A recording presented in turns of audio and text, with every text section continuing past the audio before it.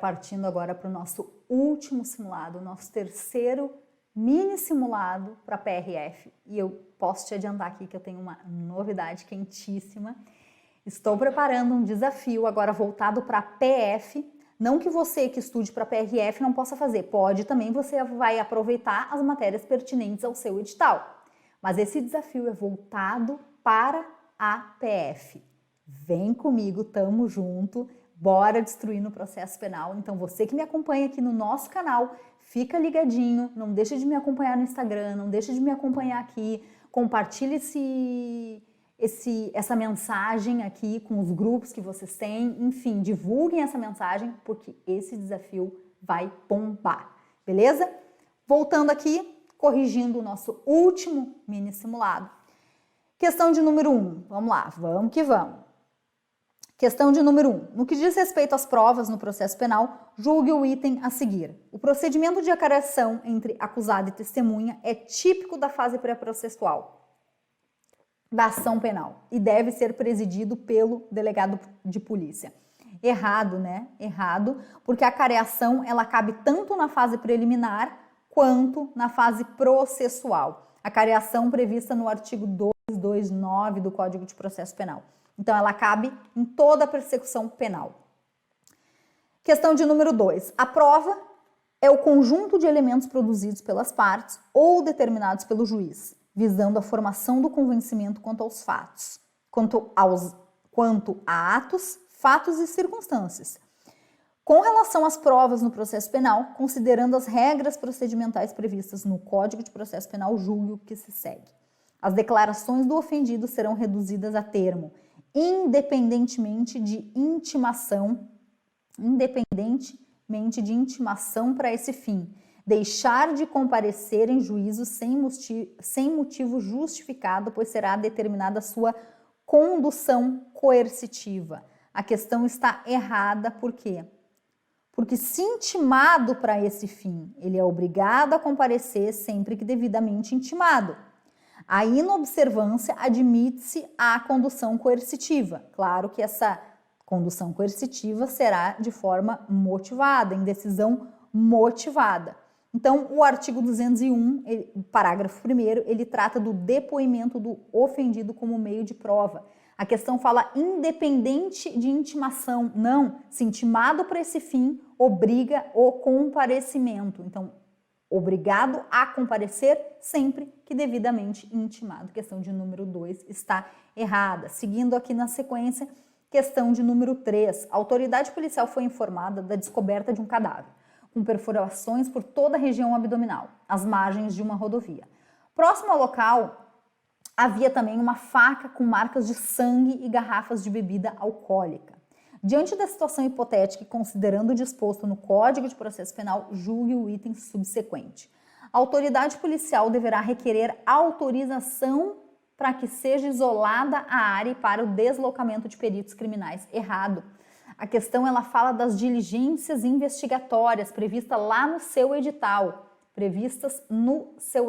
Diligências investigatórias, artigo 6º, ou seja, essas diligências do artigo 6º, elas irão pautar a atividade policial. Diante do conhecimento da prática de uma infração penal, a autoridade policial ela deve dirigir-se ao local e isolar a área até a chegada dos peritos. Ela não precisa requerer autorização judicial para que a área seja isolada e para o deslocamento dos peritos criminais. Ela se dirige ao local e isola a área até a chegada dos peritos. Beleza? A questão de número 3 está errada. Seguindo aqui, questão de número 4. De acordo com o entendimento do STJ, é imprescindível, cuidado aqui com os termos, tá, pessoal? Cuidem na hora da prova, leiam e releiam a questão várias vezes. Imprescindível, ou seja, é indispensável a realização de exame de corpo de delito e outras perícias para o reconhecimento da qualificadora de rompimento de obstáculo quando a infração deixar vestígios, mesmo que haja declarações de vítima e testemunha. O que ocorre? Ocorre que a incidência da qualificadora de rompimento de obstáculo, ela está condicionada à comprovação por laudo pericial, salvo em caso de desaparecimento dos vestígios. A prova testemunhal, ela pode então servir aí para que essa incidência dessa qualificadora de rompimento, então, ela seja possível. Beleza? Questão de número 4, ela está correta. Questão de número 4, ela está correta. É imprescindível, eu preciso da realização de exame de corpo de delito para configurar aí essa qualificadora quando se tratar de rompimento de obstáculos, infrações que deixam vestígios. Continuando aqui na questão de número 5. Uma mulher foi vítima de crime de ação penal pública condicionada à representação. Contudo, somente 6 meses após a ocorrência do crime, conseguiu identificar o autor do fato, ao vê-lo andando na rua, ocasião em que se dirigiu imediatamente à delegacia para comunicar o fato e solicitar à autoridade policial a tomada de providências. Com base na situação hipotética acima, julgue o item a seguir. Em face do lapso temporal transcorrido e do desaparecimento dos vestígios do crime, a confissão do réu poderá suprir a ausência de prova pericial. Errado. Porque apenas a prova testemunhal ou documental poderá suprir a ausência do exame direto. Apenas a prova testemunhal ou documental, ou seja, exame de corpo de delito indireto, poderá suprir a ausência do exame direto. Então, a questão de número 5 está errada. Seguindo, questão de número 6. João integra uma organização criminosa que, além de contrabandear e armazenar, vende clandestinamente cigarros de origem estrangeira nas ruas de determinada cidade brasileira. A partir dessa situação hipotética, julgue o item subsequente. A busca no depósito onde estão armazenados os cigarros contrabandeados será precedida da expedição de um mandado de busca e apreensão, que deverá incluir vários itens, sendo imprescindíveis, ou seja, sendo fundamentais, indispensáveis, apenas a indicação precisa do local da diligência e a assinatura da autoridade que expedir esse documento. A questão está errada, porque não é apenas isso. Eu preciso também da finalidade, ou seja, o que os agentes estão procurando, o que eles pretendem encontrar, armas, drogas, moeda falsa, enfim, o que eles precisam encontrar. Então, não é apenas a indicação do local. O artigo 243 do CPP, ele trata do mandado e ele diz que o mandado de busca e apreensão ele deverá ser o mais preciso possível. Então, não é apenas só a indicação, eu preciso a indicação do local, a finalidade, a assinatura da autoridade e mais a assinatura do escrivão. Beleza? Questão de número 7. Questão de número 7. Lúcio é investigado pela prática de latrocínio. Durante a investigação, apurou-se a participação de Carlos no crime, tendo sido decretada de ofício sua prisão temporária. A partir dessa situação hipotética e do que dispõe a legislação, julgue o item que segue.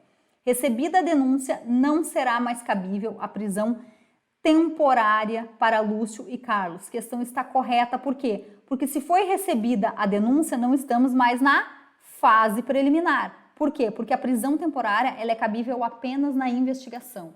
E antes que você que está estudando para a PRF se questione, antes que você pergunte, mas prisão preventiva, Priscila, você trouxe questão de prisão preventiva e prisão temporária? Sim, eu recebo inúmeras mensagens, inúmeras dúvidas aí de alunos perguntando ainda se precisam estudar prisão preventiva e prisão temporária. Óbvio que sim, porque embora o seu examinador, ele dispôs de forma expressa prisão em flagrante, ele dispôs também lá no item 4, salvo engano, prisão. E no item 4.1 ele diz conceito, formalidade e espécies. Quando ele fala de espécies, ele está falando de prisão preventiva e prisão temporária. Então, por isso que eu fiz questão de trazer prisão preventiva e temporária para o material de vocês. Seguindo aqui, questão de número 8. À luz da jurisprudência e da doutrina dominante, julgue o item subsequente. Caso, no decorrer do cumprimento de mandado de busca e apreensão, determinado nos autos da ação penal em curso, o policial responsável pela diligência apreenda uma correspondência destinada ao acusado e já aberta por ele, apresentando como prova no correspondente processo, essa conduta do policial encontra-se-á resguardada legalmente, pois o sigilo da correspondência depois de sua chegada ao destino e aberta pelo destinatário não é absoluto. sujeitando-se ao regime de qualquer outro documento. A questão está correta. Por quê? Porque uma vez abertas, as cartas elas são tratadas como documento qualquer. Uma vez abertas, elas são tratadas como documento qualquer. Se lacradas, há quem entenda que por força do artigo 5º, que assegura a inviolabilidade do sigilo da correspondência, não se afigura possível sua apreensão e violação, sob pena de ilicitude da prova. Então, há quem entenda dessa forma, há quem entenda que se lacradas, então, por força do artigo 5º, que assegura a inviolabilidade, então, a apreensão e a violação está condicionada sob pena de ilicitude aí da prova. Ilicitude da prova. E a questão, então, ela está correta porque o artigo 5º, então, o artigo 5º, como eu estava dizendo para vocês, o artigo 5º, que trata da inviolabilidade do sigilo da correspondência, não se afigura possível, então, sua apreensão quando lacradas. Uma vez abertas, as cartas são tratadas como documento qualquer. Tranquilo? O artigo 240, também para quem quiser anotar, o artigo 240, salvo engano, está na letra F. A busca, ela será domiciliar ou pessoal e ela serve para apreender, a letra F diz apreender cartas, abertas ou não, destinadas ao acusado em seu poder. Questão de número 8 está correta. Questão de número 9. Em decorrência de um homicídio doloso praticado com o uso de arma de fogo, policiais rodoviários federais foram comunicados de que o autor do delito se evadira por rodovia federal em um veículo cuja placa e características foram informadas. O veículo foi abordado por policiais rodoviários federais em um ponto de bloqueio, montado cerca de 200 quilômetros do local do delito, e que os policiais acreditavam estar na rota de fuga do homicida. Dada a voz de prisão do condutor do veículo, foi apreendida uma arma de fogo que estava em sua posse e que supostamente tinha sido utilizada no crime. Considerando essa situação hipotética, julgue o item que segue. Questão de número 9, durante o procedimento de lavratura do auto de prisão em flagrante pela autoridade policial competente, o policial rodoviário federal, o policial rodoviário responsável, nada mais é do que o condutor, pela prisão e condução do preso, deverá ser ouvido logo após a oitiva das testemunhas e interrogatório do preso. Errado, porque apresentado o preso à autoridade policial, ouvirá o condutor, isso é o que dispõe o 304. O condutor, ele é o primeiro ouvido, o primeiro a ser ouvido pela autoridade policial. A autoridade policial ouve o condutor e colhe desde logo a sua assinatura. Questão errada, então, questão de número 9, errada. Questão de número 9, errada. Questão de número 10.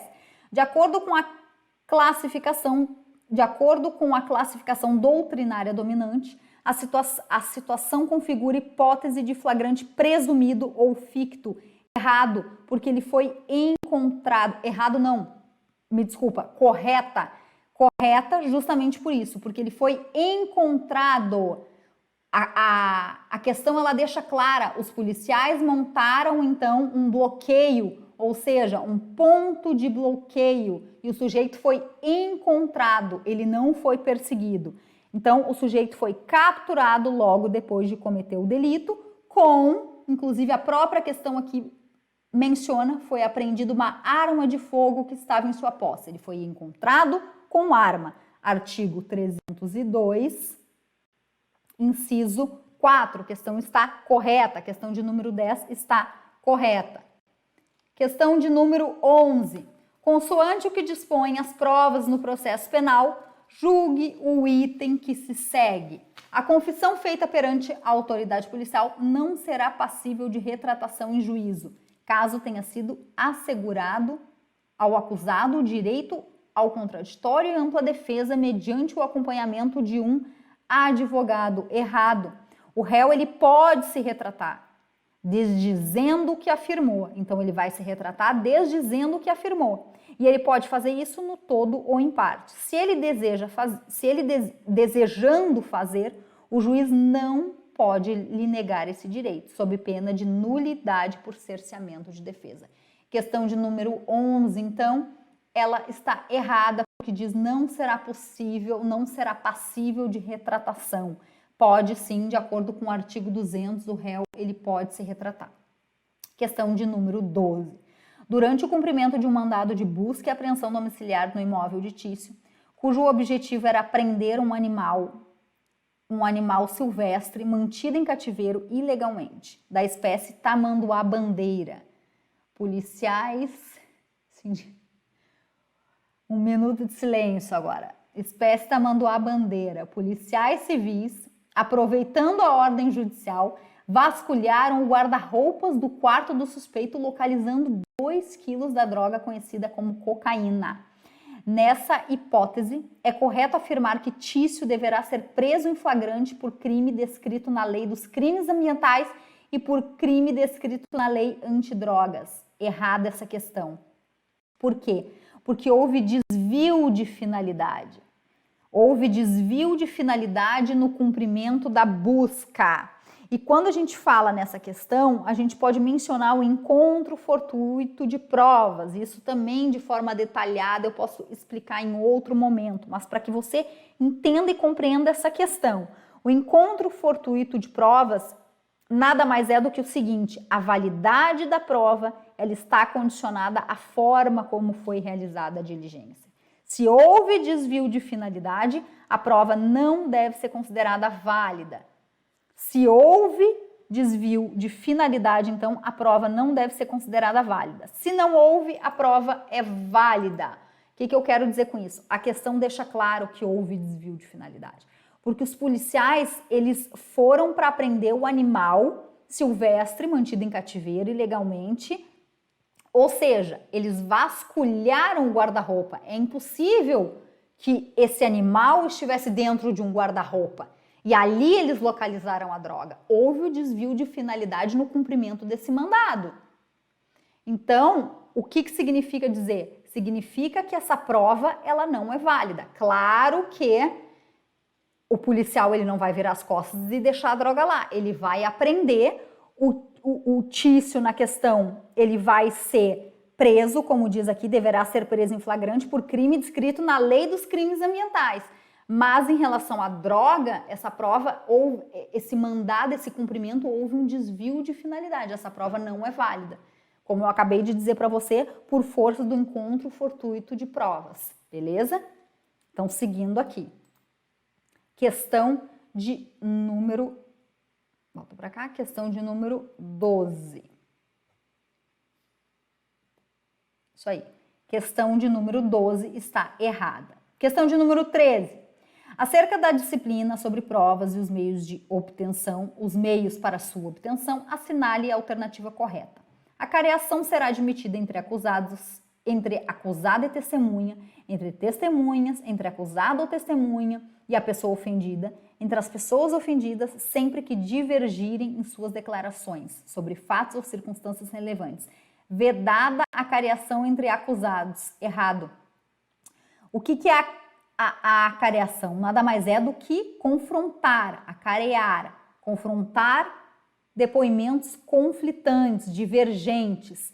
E isso é possível fazer com base no 229 entre todos os envolvidos, inclusive entre acusados. E a questão diz que não é possível. Então, por essa razão, a questão de número 13 está errada. Questão de número 14. Considerando o que dispõe a Lei 9.099, no que concerne aos procedimentos policiais, julgue o item que segue. O termo circunstanciado é um procedimento administrativo que substitui o auto de prisão em flagrante. Correto? Por quê? Porque ocorreu uma infração de menor potencial ofensivo, eu posso ter a captura, eu posso ter a condução, eu só não vou ter a lavratura do auto de prisão em flagrante. Ou seja, em caso de flagrante, há a condução até a delegacia, em caso de flagrante, há a condução até a delegacia, mas eu não vou ter a lavratura do auto de prisão em flagrante. Então, ocorreu uma infração de menor potencial ofensivo, vou ter a captura, vou ter a condução, chego na delegacia, a autoridade policial vai lavrar o termo circunstanciado de ocorrência e não o auto de prisão em flagrante. Tranquilo? Questão de número 14, então, ela está correta. Questão de número 14, ela está correta. Questão de número 15. Vamos lá. Mévio foi preso em flagrante pela prática de crime de dano, que prevê pena de detenção de 1 a 6 meses ou multa. Mévio foi conduzido à delegacia e, após os procedimentos cabíveis, foi lavrado o termo circunstanciado de ocorrência com base na Lei 9.099 de 95. Considerando a situação hipotética, julgue o item a seguir. Após a lavratura do termo circunstanciado de ocorrência, Mévio se recusou a assinar o respectivo termo. Nesse sentido, diante da recusa em assinar o respectivo termo, o qual se compromete a comparecer perante o juizado especial em dia e horário marcado, a autoridade poderá lavrar o auto de prisão em flagrante. A questão está correta porque o artigo 69 da lei, ele diz: caso o autor se comprometa a comparecer perante o juizado, não se imporá prisão em flagrante nem se exigirá fiança.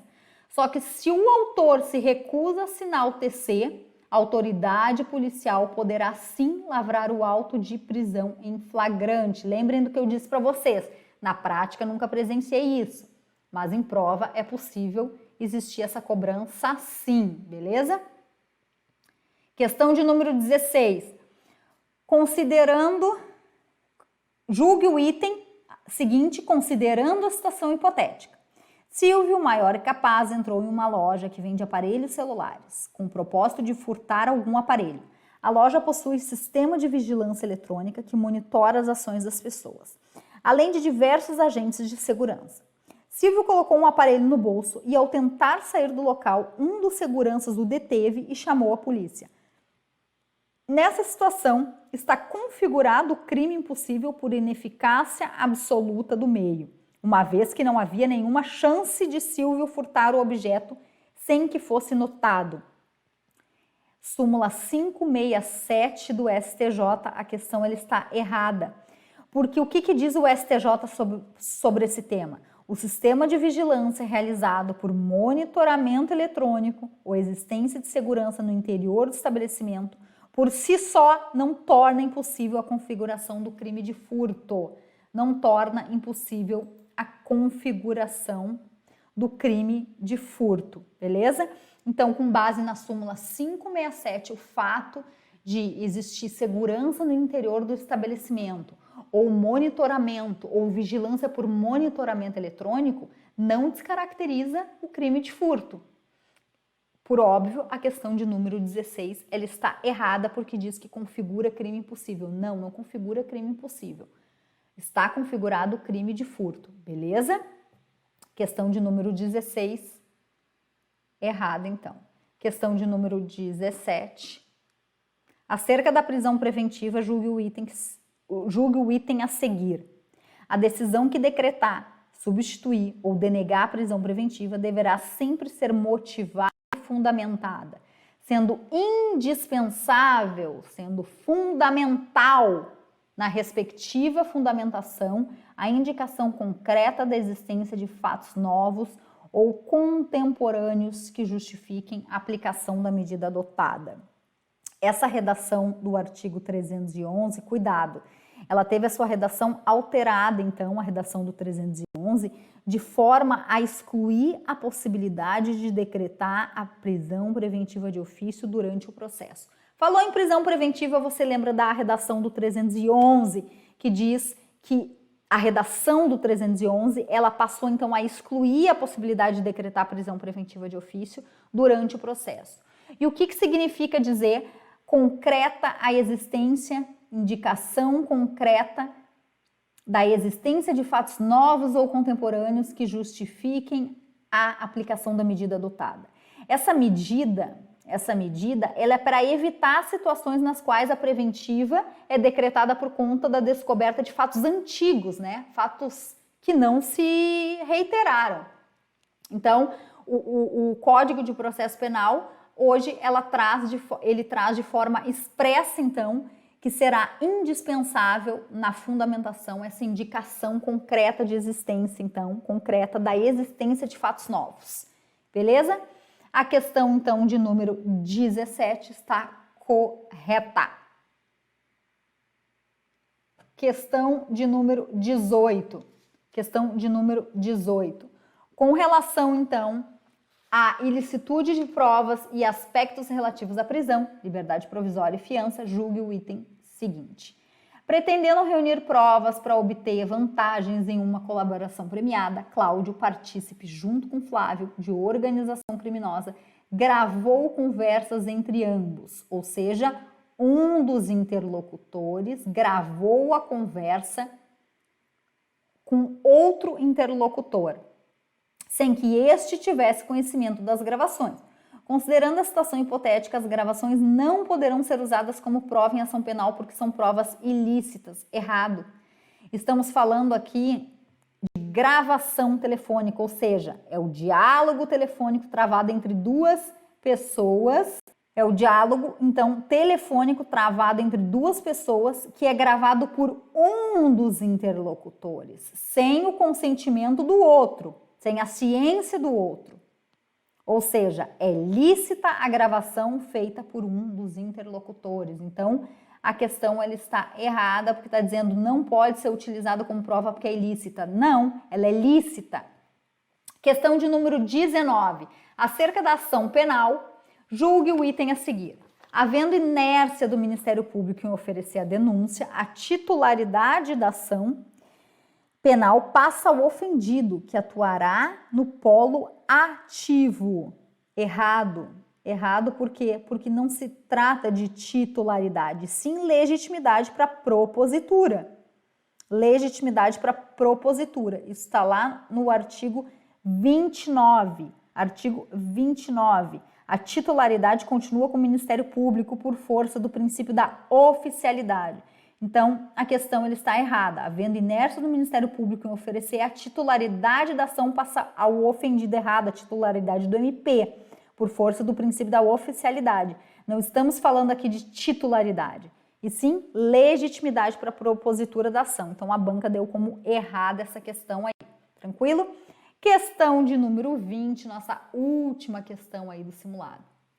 A Constituição Federal, em seu artigo 5º, inciso 58, reza que o civilmente identificado não será submetido à identificação criminal, salvo nas hipóteses previstas em lei, ou seja, a Lei 12.037, regulamentando o dispositivo constitucional, dentre outras previsões, admite identificação criminal se o documento apresentado for insuficiente para identificar cabalmente o indiciado. O que ocorre? Nem sempre o documento apresentado ele é capaz de identificar cabalmente alguém, né? Como, por exemplo, aí o documento público. O documento público, eles não são dotados de fotografia, então ele não permite a identificação de forma cabal do indiciado. O documento público, seja uma certidão de casamento, seja uma certidão de nascimento, não possui fotografia. Então, a Lei 12.037, lá no artigo 3º, ele diz que é possível a identificação criminal se o documento